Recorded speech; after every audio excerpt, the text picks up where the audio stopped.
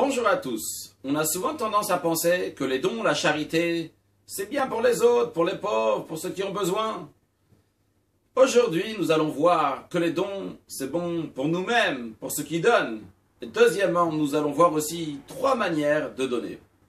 La paracha de la semaine Théouma nous dit que Hachem, Dieu a demandé au peuple juif de lui construire un sanctuaire, un endroit dans lequel il va résider. C'était fait avec des poutres couverts en or, avec des socles en argent. À l'intérieur, il y avait des objets de culte qui allaient servir pour les sacrifices, pour les encens, etc., qui allaient avoir dans le tabernacle. Qui devait participer pour construire ce tabernacle? La Torah nous dit tout le monde, aussi bien le riche que le pauvre. La question qui se pose, pourquoi Dieu a demandé aussi aux pauvres d'y participer? Si le but c'est qu'on puisse construire un tabernacle, demande aux riches, demande à ceux qui ont les moyens de donner des grosses sommes, et comme ça on va faire le tabernacle. Pourquoi en plus prendre des pauvres que peut-être ils n'ont pas suffisamment de quoi manger pour eux, pour leur famille, pour leurs enfants, pour construire un tabernacle? Laisse leur argent chez eux et prends chez les autres. Mais ici la Torah nous enseigne que le fait de donner n'est pas seulement pour l'autre, mais c'est pour soi-même.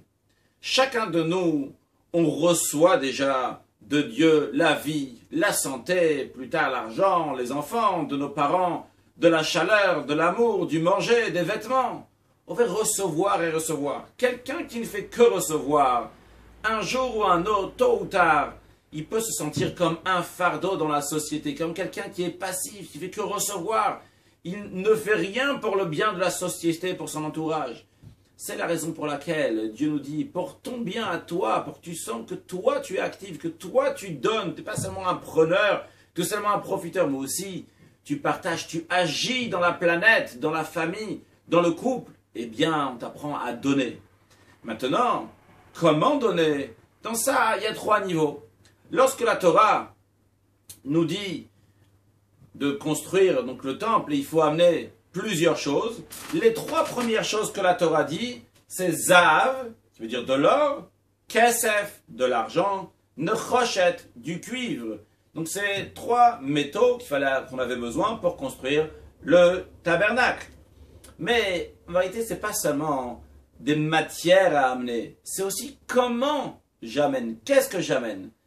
Dans les commentaires, il est expliqué que ces trois manières de donner.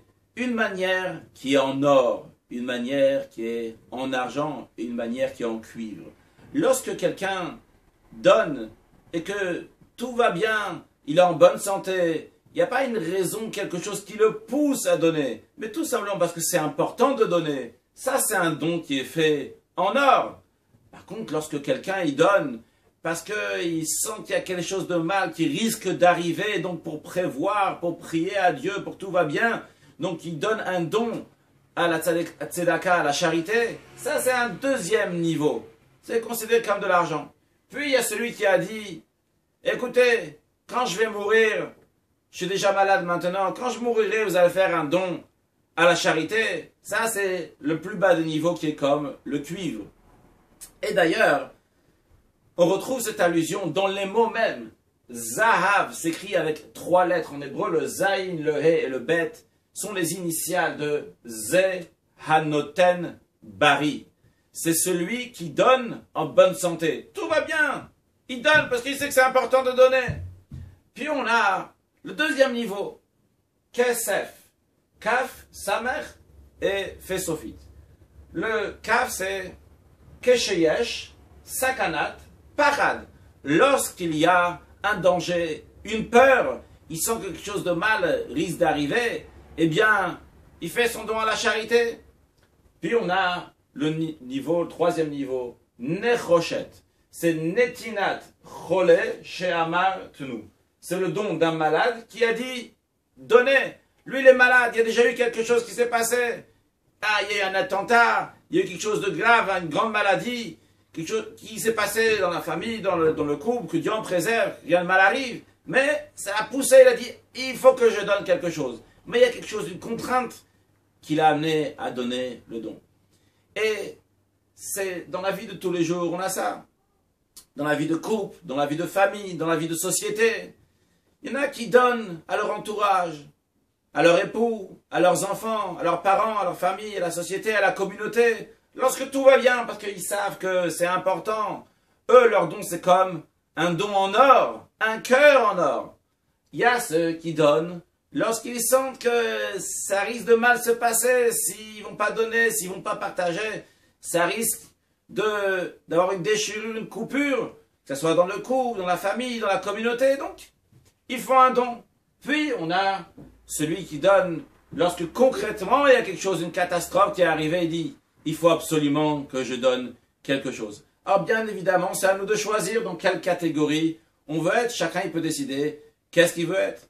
Mais puisque la Torah elle nous dit de donner de l'or, le rabbi apprend de ça que chaque juif doit être riche. Donc on souhaite à tout le monde d'être riche. Et pas seulement qu'il puisse donner littéralement de l'or, mais aussi que sa manière de donner va être une manière en or. Et pour conclure, ces trois manières, on dit que ça correspond au premier temple, c'est l'or. Au deuxième temple, c'est l'argent. Et nous, on est en exil maintenant. On est un cholé, on est un malade chez Amar qui dit à Dieu, Tnou, donne-moi le Beth Hamikdash, donne-moi le troisième temple. Et Netinat, Dieu, il va nous donner le troisième temple aux malades, à nous, qui disent à Dieu, donne-nous le troisième temple avec la venue de Mashiach très prochainement. Une excellente journée.